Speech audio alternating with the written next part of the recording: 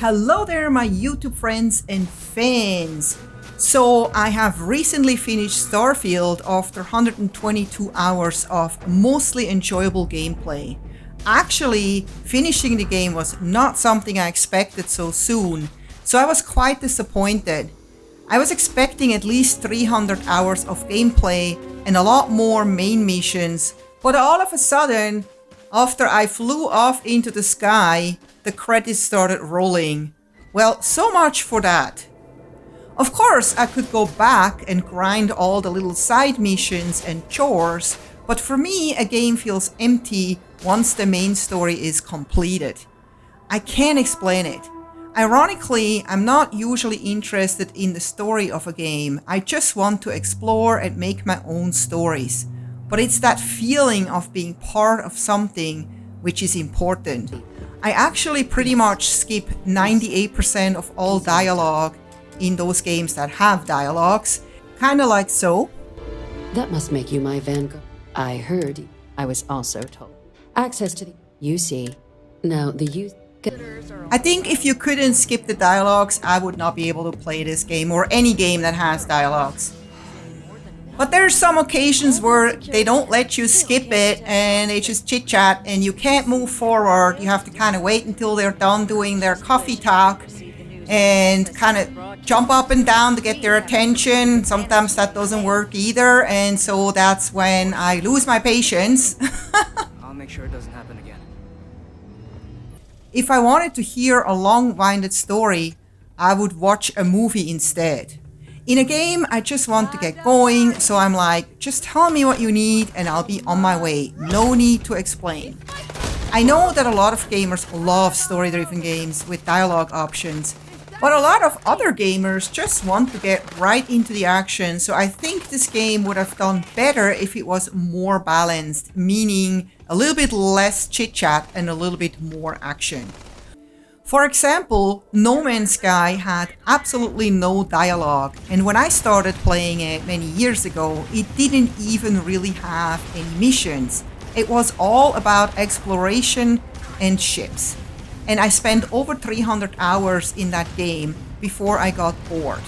The concept of flying from planet to planet and from system to system without loading times or cutscenes was simply fascinating.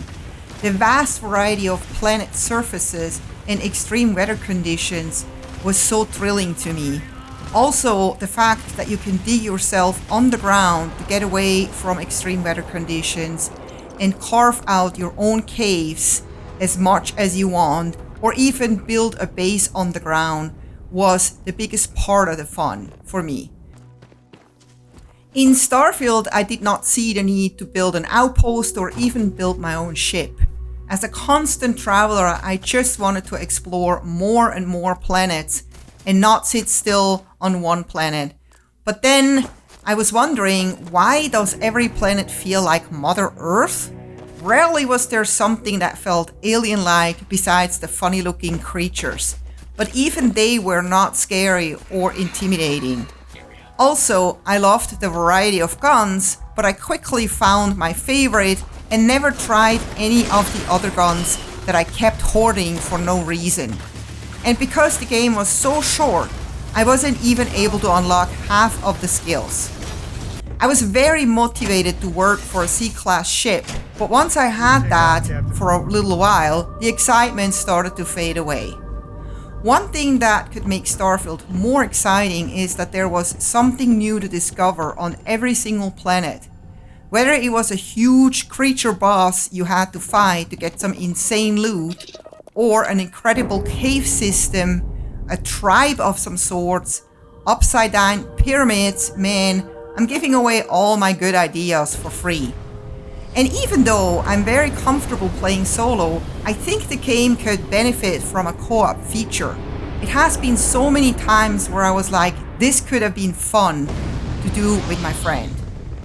Another thing that I think is hurting other games also is too much loot.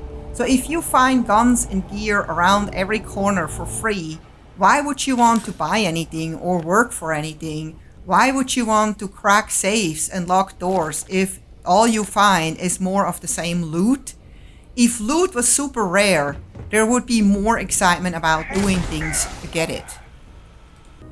And one thing that was super frustrating to me, and I felt the same in the Fallout games, is just the constant running out of stamina. Yes, I know, I most likely was a little bit overloaded, not too much, but still, sometimes you couldn't get rid of anything because there was everything that you had on you.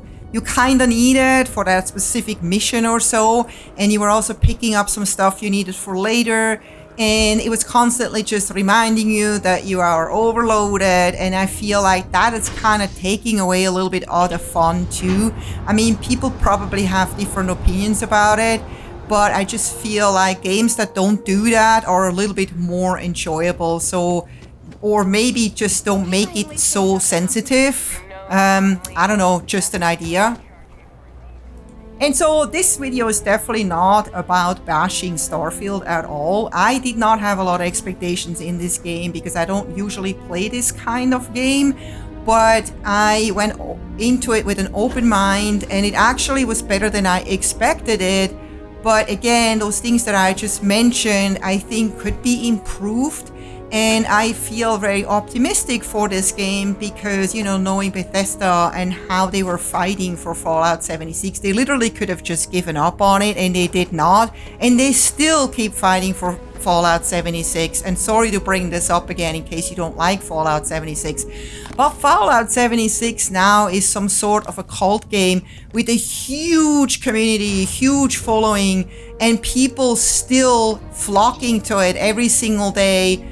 Tons of amazing video content on YouTube and constant new stuff that's being added to it. This game is going for years probably, and I feel like the same could happen to Starfield. I feel like if they just made the kind of improvements that they made to Fallout, this game could be absolutely amazing in a few years from now. So I think Bethesda has done a lot with this game. It was a lot of work, and as an artist myself, I can just see the extreme amount of work that went into a game like this. And I feel gamers are just extremely hard on gaming companies nowadays because they don't understand that their demand for content is getting larger and larger, and people are just used to so many things nowadays that anything that is not super duper new and exciting, people are just kind of like bored with it quickly. That's just how the generation nowadays is with the attention span and everything. And I feel like gaming companies are struggling to keep up with that demand. And also games are still around $60-$70, and I feel like that's probably not enough. And don't hate me on this now because I like the price too, but I can just imagine, you know, when you just think about how much money goes into this game, hiring, you know, hundreds of people to work on it, and, you know, having this work done over many years, the sheer amount of expenses that go into a game like this. And then I feel like the gamers are just really you know, not appreciating the good things about the game, and maybe give the gaming company some constructive feedback instead of just complaining about it and bashing it. And even though I was a little bit disappointed about the length of this game and some other things, I still feel like this is a great game, and I wanted to just make a little video of my impression after I completed the game.